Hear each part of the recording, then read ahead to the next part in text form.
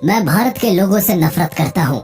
भारत के लोग जानवरों जैसे हैं और उनका धर्म भी जानवरों जैसा है। यह काल भारत के लोगों की गलती है क्योंकि वो खरगोश की रफ्तार से बच्चे पैदा करते हैं। भारत के खिलाफ नफरत में कही गई ये चंद लाइंस किसी मामूली इंसान की नहीं बल्कि ब्रिटेन के हीरो और दुनिया के एक महान leader Winston Leonard Spencer Churchill की है, जिन्हें आप और हम विंस्टन चर्चिल के नाम से जानते हैं। वर्ल्ड वॉर 2 में भले ही चर्चिल के हर एक एक्शन को हीरोइक रूप में देखा जाता है, लेकिन 1943 में भारत के बंगाल में आई बंगाल फैमिन के दौरान भी चर्चिल का रवैया भुलाया नहीं जा सकता। एक तरफ चर्चिल को ब्रिटेन के हाईएस्ट अवार्ड्स और नोबेल पीस प्राइज से सम्मानित किया गया, तो दूसरी ओर आज भी भारत का हर एक इंसान चर्चिल से नफरत करता है। एक तरफ जहां वर्ल्ड वॉर 2 में ग्रेट ब्रिटेन को जिताने का श्रेय चर्चिल को जाता है, तो दूसरी ओर बंगाल फैमिन में 30 लाख लोगों को मौत के घाट उतारने का अपराध भी चर्चिल के सिर पर ही जाता है। चर्चिल को कुछ लोग द लायन के नाम से बुलाते हैं, तो वही कुछ उसे दरिंदे के नाम से जानते हैं।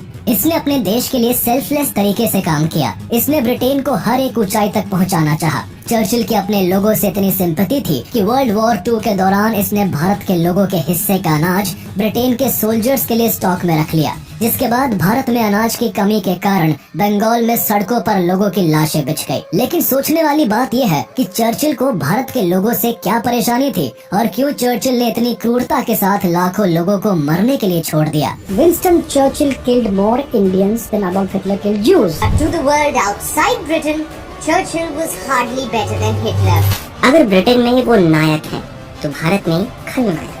सारा बंगाल ਤੁਹਾਡੇ ਕੋਲੋਂ ਅਨਾਜ ਤੇ ਗੱਲੇ ਦੀ ਭਿੱਖ ਮੰਗਦਾ ਏ। ਹਜ਼ਾਰਾਂ ਮਰ ਗਏ ਨੇ, ਹਜ਼ਾਰਾਂ ਦੀ ਗਿਣਤੀ ਵਿੱਚ। I certainly think Mr. Churchill, he has as much blood on his hands as Hitler does. We should fight in the fields and in the streets. We shall fight in the hills. We shall never surrender.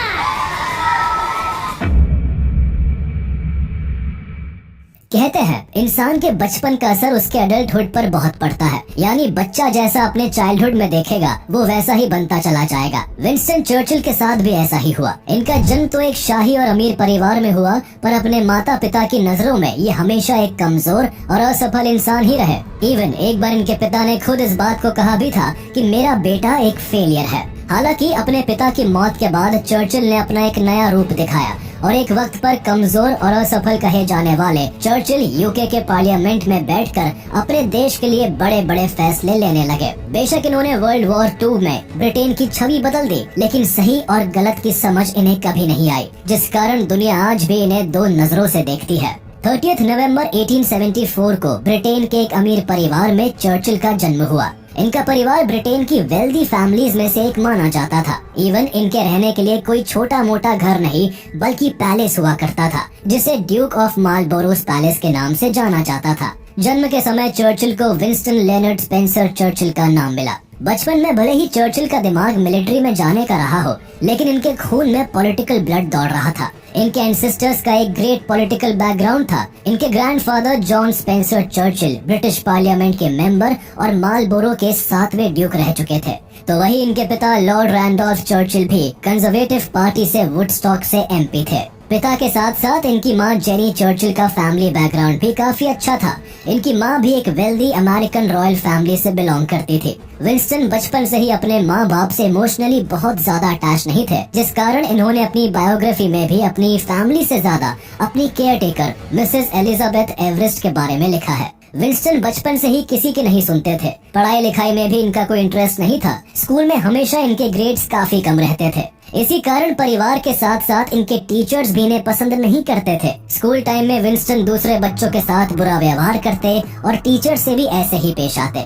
इनकी इन्हीं हरकतों के कारण इनके पिता इनसे काफी निराश रहते थे। हालांकि विंस्टन अपने फादर को काफी एडमायर किया करते थे। विंस्टन चाहते थे कि बड़े होकर वो भी अपने फादर की तरह बने। हालांकि विंस्टन के लगातार गलत बर्ताव के कारण इनके पिता ने इन्हें बोर्डिंग स्कूल भेज दिया, जिसके बाद 1882 में विंस्टन को एस्कॉट के सेंट जॉर्ज स्कूल में पढ़ाई करने के लिए भेज दिया गया। कुछ ही दिनों में विंस्टन के खराब ग्रेड्स के कारण इनके पिता ने इन्हें इनकी मर्जी के हिसाब से 1884 में होव के ब्रूंसविक आर्मी स्कूल में भेज दिया, जहां धीरे धीरे करके इनका इंटरेस्ट फ्रेंच, पोएट्री और हिस्ट्री में भी आने लगा। विंस्टन के इंटरेस्ट और बुरे बर्ताव के कारण 1888 में इन्हें लंदन के हैरो स्कूल में भेज दिया गया, जहां इनके पुअर परफॉर्मेंस के कारण इन्हें काफी परेशानी हुई। यहाँ पर चर्चिल लगातार 2 बार फेल हो जाते हैं, लेकिन तीसरी बार किसी तरह से इन्होंने स्कूल पास किया और 1893 में रॉयल मिलिट्री अकेडमी सैंडहर्स्ट में एडमिशन ले लिया। यहाँ चर्चिल ने 1895 में अपना कोर्स कंप्लीट किया। कोर्स कंप्लीट करने के कुछ ही वक्त बाद इनके पिता की डेथ हो गई। पिता की मौत के कारण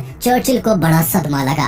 पिता की मौत से उभरते ही चर्चिल सीधे ब्रिटिश आर्मी में 2nd लेफ्टिनेंट के तौर पर शामिल हो गए। मिलिट्री में सर्विस के समय चर्चिल ने काफी मेहनत की और एक छोटा पर अच्छा टाइम बिताकर ही इन्होंने मिलिट्री को अलविदा कहा। इसी दौरान इन्हें ब्रिटिश क्राउन की तरफ से 1896 में क्यूबा, सूडान और इंडिया भेजा गया, जिसका जिक्र विंस्टन ने 1898 में पब्लिश हुए India's north west frontier province में किया है।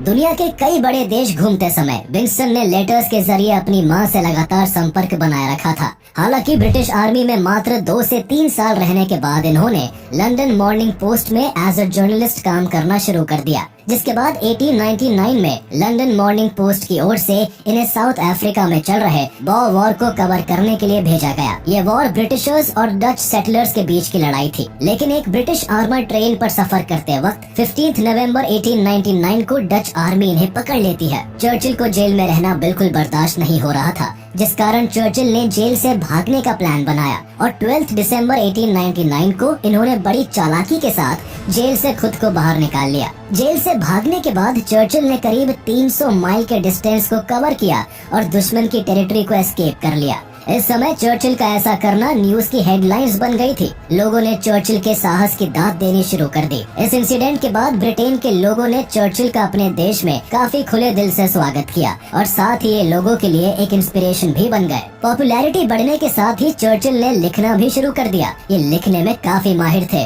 जिस कारण 1900 में चर्चिल की करीब 5 बुक्स पब्लिश हुई। इस वक्त चर्चिल केवल 26 साल के थे।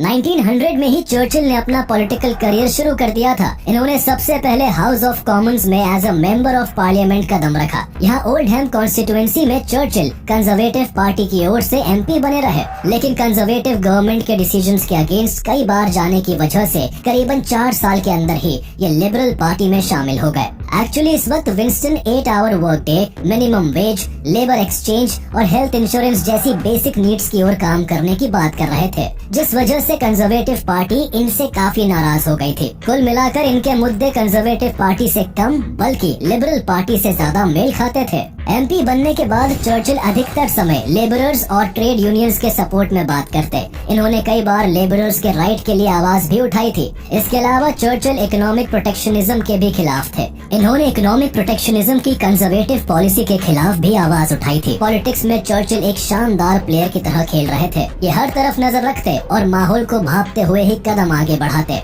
इसका एक परफेक्ट एग्जाम्पल कंजर्वेटिव पार्टी के लीडर बैलफोर का रेजिग्नेशन था। वो ऐसे कि जैसे ही बैलफोर ने अपनी पोजीशन से रिजाइन दिया, चर्चिल ने तुरंत लिबरल पार्टी का हाथ थाम लिया और liberal leader Henry Campbell Bannerman के पीएम बनते ही चर्चिल ने मैनचेस्टर नॉर्थ वेस्ट से इलेक्शन लड़ा और जीत भी गए। पॉलिटिकल लाइफ के अर्ली डेज में ही चर्चिल को कॉलोनियल ऑफिस के लिए अंडर सेक्रेटरी ऑफ स्टेट के रूप में काम करने का मौका मिला। यहाँ उनका मेन काम साउथ अफ्रीका के लिए डिसीजंस मेकिंग का था। चर्चिल को मेक श्योर करना था कि साउथ अफ्रीका में बॉस और ब्रिटिशर्स के बीच किसी तरह का कोई डिस्क्रिमिनेशन ना हो, दोनों को इक्वली ही ट्रीट किया जाए। इसके बाद एक बार फिर ब्रिटेन के पीएम बदले गए और इस बार एच एस्क्विथ को पीएम पद का कारोबार सौंपा गया। चर्चिल पहले से ही लिबरल पार्टी में फेमस थे, लेकिन एस्क्विथ की लीडरशिप में इन्हें और सुनहरे मौके मिले। चर्चिल का पार्टी में बेहतर नाम होने लगा। एस्क्विथ के अंडर पहले 8 अप्रैल 1908 को विंस्टन को president of the board of trade बनाया गया,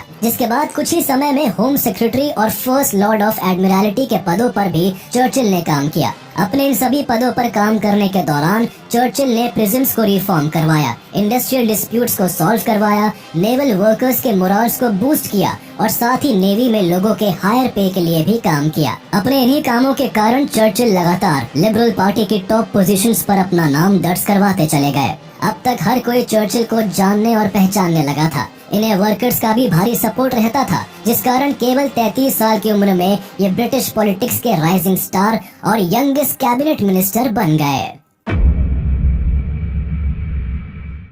लाइफ में रफ्तार और सक्सेस के साथ आगे बढ़ रहे चर्चिल ने फाइनली 12 सितंबर 1908 को क्लेमेंटीन होजियर नाम की महिला से शादी कर ली, जिसके बाद 1909 में चर्चिल को पहली संतान के तौर पर बेटी हुई। सब ठीक चल रहा था, लेकिन तभी 1914 में फर्स्ट वर्ल्ड वॉर की शुरुआत हो जाती है। इस समय Churchill first Lord of Admiralty के पद पर काम कर रहे थे। वॉर की शुरुआत के साथ ही चर्चिल ने अपनी रॉयल नेवी को काफी डेवलप्ड और स्ट्रॉन्ग बनाना शुरू कर दिया, लेकिन ओटोमन एम्पायर के खिलाफ लड़ाई में चर्चिल ने एक बहुत बड़ी गलती कर दी, जिसे हिस्ट्री में डार्डेनेल्स और गैलीपोली डिजास्टर का नाम मिला। दरअसल 1915 से लेकर 1916 तक वर्ल्ड वॉर 1 के दौरान चर्चिल ने फ्रांस के साथ मिलकर डार्डेनेल्स और गैलीपोली पेनिनसुला को इन्वेड करने की कोशिश की, ताकि ये देखकर बाकी कंट्रीज भी इस लड़ाई में ब्रिटेन का साथ दे सके। लेकिन ऐसा हुआ नहीं, जिस वजह से 2.5 लाख कैजुअलिटीज हुई और इन सभी कैजुअलिटीज का जिम्मेदार विंस्टन को ठहराया गया, जिसके बाद इन्होंने सेक्रेटरी ऑफ द नेवी के पद से इस्तीफा दे दिया। हालांकि विंस्टन चर्चिल अपने इस डिसीजन के कारण काफी लंबे वक्त तक परेशान रहे। अपने रेजिग्नेशन के बाद एक ब्रेक लेकर फाइनली चर्चिल एक बार फिर पॉलिटिक्स में वापस आए, लेकिन तब तक प्राइम मिनिस्टर एक बार फिर चेंज हो गए थे। अब पीएम की गद्दी पर डेविड लॉयड जॉर्ज का राज था। हालांकि लॉयड के अंडर 1917 में चर्चिल को मिनिस्टर ऑफ म्यूनिशंस बना दिया गया, जो आगे चलकर secretary of state for air and colonies की पोस्ट में बदल गया। इस वक्त तक वर्ल्ड वॉर 1 का आखिरी दौर चल रहा था, जहां चर्चिल ने टैंक्स, एयरप्लेन्स इक्विपमेंट्स और कई वेपन्स के प्रोडक्शन को संभाला और 1919 से लेकर 1922 तक minister of war and air और फिर कॉलोनियल सेक्रेटरी के पद पर काम किया। लेकिन इसी साल लिबरल पार्टी में कॉन्फ्लिक्ट शुरू हो गए और पार्टी हार गई, जिसके बाद चर्चिल ने वापस कंजर्वेटिव पार्टी ज्वाइन कर ली। कंजर्वेटिव पार्टी ज्वाइन करते समय कंजर्वेटिव पार्टी से स्टैनली बॉल्डविन यूके के प्राइम मिनिस्टर थे। बॉल्डविन के अंडर चर्चिल को 1924 में चांसलर ऑफ द एक्सचेकर बना दिया गया, लेकिन इस बार भी चर्चिल ने काफी गलत और बड़े डिसीजंस लिए, जिस कारण एक बार फिर से राजनीति के मैदान में चर्चिल को काफी मुसीबतें झेलनी पड़ी। इसी समय पूरी दुनिया में ग्रेट डिप्रेशन का दौर देखने को मिला, जहां अमेरिका समेत दुनिया के कई बड़े देश इस डिप्रेशन की चपेट में आ गए थे। 1926 से द ग्रेट डिप्रेशन का असर ब्रिटेन पर भी होने लगा था। इस वक्त ब्रिटेन की इकोनॉमी की हालत खस्ता थी, लेकिन फाइनली जब सब कुछ ठीक होने लगा तो 1929 के इलेक्शंस में विंस्टन की कंजर्वेटिव पार्टी हार गई, जिसके बाद चर्चिल ने अपनी लाइफ का लॉन्गेस्ट पॉलिटिकल ब्रेक लिया। इन्होंने करीब 11 साल पॉलिटिक्स से दूर रहकर गुजारे। इन सालों में चर्चिल या तो लिखते या अपनी स्पीचेस देते। पॉलिटिक्स से एक लंबा ब्रेक लेने के बाद जनवरी 1931 में चर्चिल कंजर्वेटिव और लेबर पार्टी के अगेंस्ट खड़े हो गए, क्योंकि इस वक्त कंजर्वेटिव और लिबरल दोनों ही पार्टी भारत को डोमिनियन स्टेटस देने की बात कर रही थी। चर्चिल इसके अगेंस्ट थे और उनका मानना था कि भारत में ब्रिटिश पावर हमेशा रहनी चाहिए और भारत की तरक्की ब्रिटिशर्स के रूल से ही है। भारत को डोमिनियन स्टेटस देने पर ब्रिटेन में बड़े पैमाने पर ब्रिटिश बेरोजगारी बढ़ जाएगी। इसके अलावा चर्चिल को महात्मा गांधी एक देशद्रोही नजर आते थे और उन्हें गांधी जी से सख्त नफरत थी। हालांकि विंस्टन चर्चिल के इस विचार से कई लोग सहमत नहीं थे। किसी पॉलिटिकल पार्टी से संबंध नहीं होने की वजह से 1932 में Winston new commonwealth society organisation के प्रेसिडेंट बन गए। लेकिन जब 30 जनवरी 1933 को जर्मनी में नाजी पार्टी पावर में आई तो अडोल्फ हिटलर ने अपनी आर्मी को पावरफुल बनाना शुरू कर दिया, जिसके कारण विंस्टन को हिटलर पर शक होने लगा और उन्होंने ब्रिटिश सरकार को इसके बारे में वार्निंग देने की कोशिश की, लेकिन इसका कुछ भी फायदा नहीं हुआ। चर्चिल की इन वार्निंग्स को इग्नोर करते हुए 1938 में प्राइम मिनिस्टर नेविल चैम्बरलेन ने जर्मनी के साथ एक एग्रीमेंट साइन किया, जिसमें जर्मनी को चेकोस्लोवाकिया का कुछ हिस्सा दे दिया गया। और फिर 1939 में जिस बात के लिए विंस्टन ब्रिटिश गवर्नमेंट को वार्न कर रहे थे वही हुआ। 1 सितंबर 1939 को हिटलर पोलैंड पर इन्वेड कर देता है, जिसे देखते हुए ब्रिटेन और फ्रांस पोलैंड के सपोर्ट में जर्मनी पर अटैक कर देते हैं। जर्मनी के साथ वॉर के पहले महीनों में ही ब्रिटेन बुरी तरह से हारता दिखा। जर्मनी तेजी से जीत हासिल करता जा रहा था, जिसके कारण नेविल चैम्बरलेन को प्राइम मिनिस्टर की पोस्ट से रिजाइन करना पड़ता है। 10 मई 1940 को विंस्टन चर्चिल को ऑल पार्टी कोalition गवर्नमेंट का नया प्राइम मिनिस्टर बना दिया जाता है। पीएम बनते ही विंस्टन ने लोगों की स्पिरिट को हाई करना शुरू कर दिया, लोगों को मोटिवेट करने लगे और जब फ्रांस जर्मनी से हार गई तो नाजीज प्लेन ब्रिटेन में बम बरसाने लगे, जिसकी वजह से ब्रिटेन को काफी मुश्किलों का सामना करना पड़ रहा था। इस वक्त विंस्टन ने सभी पार्टीज को एक करके सबसे इंटेलिजेंट लोगों को उनकी स्किल्स के मुताबिक काम सौंपा और हालात को देखते हुए अमेरिका और यूएसएसआर के साथ ग्रैंड अलायंस बनाई। इस ग्रैंड अलायंस ने कुछ ही सालों में नाजीज को धूल चटा दी और 30 अप्रैल 1945 में हिटलर को अपने ही बंकर में सुसाइड करनी पड़ी, जिसके बाद 7 मई 1945 को जर्मनी ने अनकंडीशनली सरेंडर कर दिया। वर्ल्ड वॉर 2 के बाद विंस्टन चर्चिल लाखों लोगों के लिए एक नायक और इंस्पिरेशन बन गए थे, लेकिन इन सारी चीजों के बावजूद जुलाई 1945 में हुए जनरल इलेक्शंस में चर्चिल हार गए, जो एक अजीब बात थी क्योंकि दूसरे विश्व युद्ध को खत्म करने में चर्चिल एक अहम भूमिका निभा रहे थे, लेकिन इनके हारने की वजह भी ये खुद ही थे। वर्ल्ड वॉर खत्म होने के बाद ब्रिटेन की जनता पीस चाहती थी। चर्चिल के भाषण और फ्यूचर गोल्स ने ब्रिटेन की जनता को साफ कर दिया था कि अगर जनरल इलेक्शंस में उन्होंने चर्चिल को चुना तो फ्यूचर क्या होने वाला है, और इसी कारण ह्यूज पॉपुलैरिटी बटोरने के बाद भी चर्चिल जनरल इलेक्शंस हार गए। इलेक्शंस में जीतने वाली पार्टी का नाम लेबर पार्टी था, जो पूरी 393 सीट्स पर अपना नाम दर्ज करवा चुकी थी। वही इलेक्शन से पहले ही अपनी जीत का अनुमान लगाने वाले चर्चिल की पार्टी को 197 सीट्स पर ही सिमटना पड़ा। इलेक्शंस हारने के बाद चर्चिल इतने डिसअपॉइंटेड थे कि जब ब्रिटेन के किंग ने चर्चिल को ब्रिटेन का हाईएस्ट अवार्ड देने को कहा तो चर्चिल ने उसे ठुकरा दिया था। चुनाव हारने के बाद भी इनके लिए लोगों के दिलों में सम्मान बना हुआ था, जिस कारण 5 मार्च 1946 को अमेरिका के मिसूरी में स्थित वेस्टमिंस्टर कॉलेज में इन्होंने एक स्पीच दी, जिसे आयरन कर्टेन का नाम दिया गया। इस भाषण में चर्चिल ने अमेरिकन और यूरोपियंस को सोवियत से आगाह किया था। अक्टूबर 1951 के इलेक्शन में जब कंजर्वेटिव पार्टी वापस से सत्ता में आई तो चर्चिल एक बार फिर से यूके के प्राइम मिनिस्टर बन गए। सत्ता में आते ही न्यूक्लियर वॉर की पॉसिबिलिटी को ध्यान में रखते हुए इन्होंने सोवियत के साथ एक मीटिंग रखी, जिसका मकसद था यूके और यूएसएसआर के संबंधों को पीसफुल बनाए रखने का। इसमें चर्चिल काफी हद तक सफल भी रहे, क्योंकि कोल्ड वॉर के दौरान दो सुपर पावर्स जो एक दूसरे के सामने खड़ी थी वो यूएस और सोवियत ही थी। यूएसएसआर के साथ हुई इस मीटिंग के कुछ ही महीनों बाद चर्चिल रिटायर्ड हो गए, लेकिन फिर भी वो पॉलिटिशियन के तौर पर एमपी बने रहे। चर्चिल को इनके इस डिसीजन के लिए यूके के लोग आज भी याद करते हैं।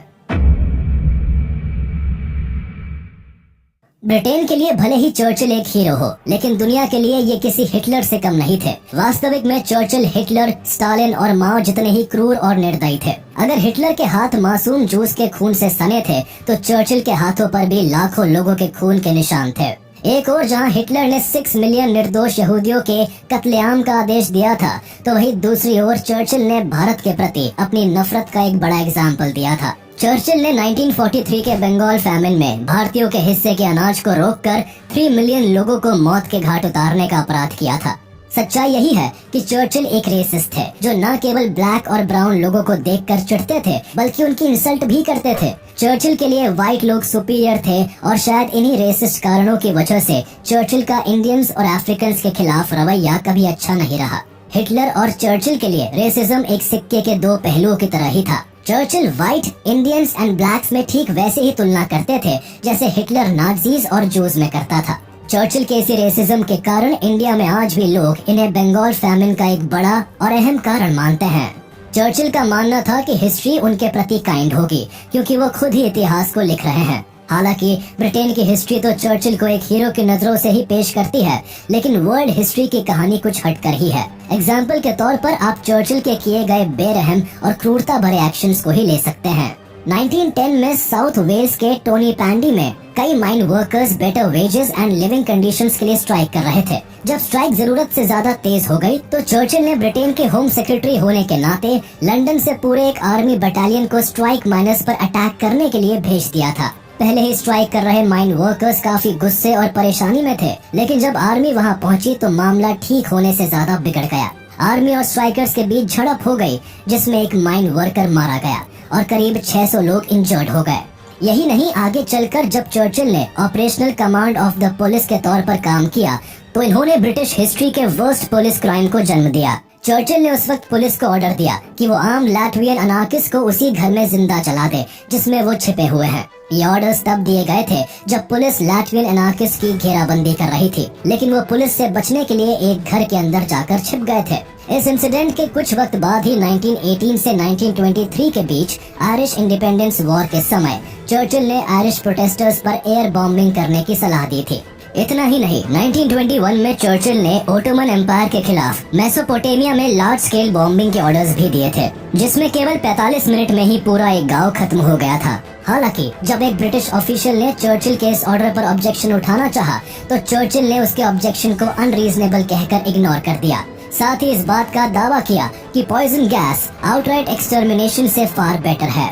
केन्या में भी हजारों लोगों की मौत का कारण आज भी चर्चिल को ही माना जाता है। चर्चिल ने यहाँ करीबन 1.5 लाख लोगों को उनकी एग्रीकल्चरल लैंड से हटाकर कंसंट्रेशन कैंप्स में भेज दिया था, वो भी सिर्फ इसीलिए ताकि ब्रिटिशर्स इन जमीनों पर रह सके। चर्चिल के रूल में केनियंस पर ब्रिटिश अथॉरिटीज ने भयानक अत्याचार किए। ये लोग केनियंस को टॉर्चर करने के लिए कई पैतरे आजमाते, जिसमें औरतों का रेप, कैस्ट्रेशन, सिगरेट से जलाना और लोगों को इलेक्ट्रिक शॉक्स देना आम बात थी। यहाँ तक कि जापानियों ने भी बताया है कि किस तरह चर्चिल ने रोड सिटी पर पॉइजनस गैस से हमला करवाया था, और 1944 में चर्चिल ने इराकी प्रोटेस्टेंट्स पर जानलेवा हमले करवाए थे, जिस वजह से कई लोग मारे गए थे। चर्चिल ने अपने जीवन में दूसरी कंट्रीज के अगेंस्ट कई बुरे और भयानक फैसले लिए थे, जिनमें Iran, Afghanistan, Iraq, Kenya, Japan जैसे कई देश शामिल थे। और इसी वजह से चर्चिल के वॉर सेक्रेटरी लियो एमरी ने भी ये कबूल किया था कि हमें एडोल्फ हिटलर और विंस्टन चर्चिल में कोई फर्क नजर नहीं आता था। एक देश को रिप्रेजेंट करने वाले चर्चिल को इतनी भी समझ नहीं थी कि कब क्या बोलना चाहिए। एक बार चर्चिल ने महात्मा गांधी को लेकर एक बहुत बड़ा मजाक किया था, जिसने मीडिया में हेडलाइंस बना दी थी। चर्चिल ने कहा था कि महात्मा गांधी को जमीन पर बांधकर हाथी की मदद से कुचल देना चाहिए। चर्चिल की पर्सनालिटी आपको इनकी सोच और क्राइम्स को देखकर तो समझ आ ही गई होगी। हालांकि इन सभी क्राइम्स में चर्चिल का सबसे बड़ा क्राइम बंगाल फैमिन था। चर्चिल ने भारत के साथ जो भी किया वो काफी शेमफुल और क्रूअल था। इसी कारण चर्चिल आज भी भारतीयों के लिए एक खलनायक है। 1943 में बंगाल में आए फैमिन की वजह से करीबन 30 से 40 लाख लोगों की मौत हो गई थी, और इन सभी मौतों का कारण चर्चिल ही थे। दरअसल वर्ल्ड वॉर 2 के दौरान भारत पर ब्रिटेन का ही राज था। ऐसे में ब्रिटेन न केवल भारत के रिसोर्सेज बल्कि यहाँ के लोगों का भी एक्सप्लॉयटेशन किया करता था। वॉर को फंड करने के लिए वॉर के दौरान ब्रिटेन ने भारत से खूब पैसा और माल अपने देश पहुँचाया, लेकिन हद तो तब हो गई जब चर्चिल ने भारत के लोगों के बारे में सोचना ही बंद कर दिया। चर्चिल लगातार भारत से अनाज ब्रिटेन एक्सपोर्ट करवाता रहा और बंगाल के लोगों को भूखा मरने के लिए छोड़ दिया। उसका मानना था कि इस समय ब्रिटिश और यूरोपियन लोगों और उनके सोल्जर्स को इस अनाज की ज्यादा जरूरत है। लगातार भारत से अनाज ब्रिटेन पहुंचाने के कारण बंगाल में फूड शॉर्टेज होने लगी। ऐसे में चर्चिल के एडवाइजर्स ने उन्हें समझाने की कोशिश भी की कि अगर ऐसा ही चलता रहा तो आने वाले समय में बंगाल में अनाज का एक बड़ा संकट टूट पड़ेगा, लेकिन चर्चिल ने इस एडवाइस को इग्नोर कर दिया। इसके कुछ महीनों बाद ही बंगाल में ऐसी फूड शॉर्टेज आई कि लोगों को एक वक्त का खाना भी नसीब नहीं हो रहा था। हालात इतने खराब हो गए कि लोगों ने मिट्टी और पेड़ पौधे भी खाना शुरू कर दिए। जगह जगह लोग भूख से परेशान होकर सड़कों पर पड़े रहते थे। धीरे धीरे भूख से लोग मरने लगे। सिचुएशन को हाथ से निकलता देख एक बार फिर चर्चिल को बंगाल की कंडीशन के बारे में खबर किया गया, लेकिन इस वक्त चर्चिल ने साफ शब्दों में कहा कि अगर भारत में इतनी ही फूड शॉर्टेज है तो गांधी क्यों जिंदा है। बंगाल में जो भी हो रहा है वो भारत के लोगों की ही गलती है। अगर रैबिट की रफ्तार से बच्चे पैदा करेंगे तो मरेंगे ही। चर्चिल ने बंगाल की इतनी खराब स्थिति में भी कुछ नहीं किया और बस हाथ पर हाथ रखकर लोगों को मरता हुआ देखता रहा। इस फैमिन में मरने वाले लोगों की तस्वीरें इतनी भयानक और दिल दहला देने वाली थी कि शायद किसी शैतान का दिल भी इन तस्वीरों को देखकर पिघल जाए, लेकिन चर्चिल का तब भी नहीं पिघला था। कई दिनों तक लगातार खाना न मिल पाने के कारण करीबन 30 से 40 लाख लोगों ने कुपोषण या बीमारी के कारण अपनी जान गंवा दी थी। 24 जनवरी 1965 की सुबह चर्चिल ने अपनी आखिरी सांसें ली। इनकी मृत्यु के बाद 30 जनवरी 1965 को लंदन में स्टेट फ्यूनरल रखा गया और इन्हें उसी जगह दफनाया गया जहां इनके माँ बाप की कब्र थी। आज भी जनवरी में हर साल चर्चिल को श्रद्धांजलि दी जाती है। हालांकि जो चर्चिल ब्रिटिशर के लिए एक हीरो थे, उसी चर्चिल को आज भी कई कंट्रीज एक क्रूअल लीडर के तौर पर याद करती है। इंडियंस के साथ इन्होंने जो किया वो हिस्ट्री से कभी भी नहीं मिटाया जा सकता है। चर्चिल का इंडियंस की ओर ऐसा एटीट्यूड रखना उनके हीरोइक फिगर पर एक बड़ा सवाल खड़ा करता है, और यही कारण है कि भारतीय इतिहास चर्चिल को एक आइडियलिस्टिक लीडर मानने की जगह एक ऑपरेसर ही मानता है।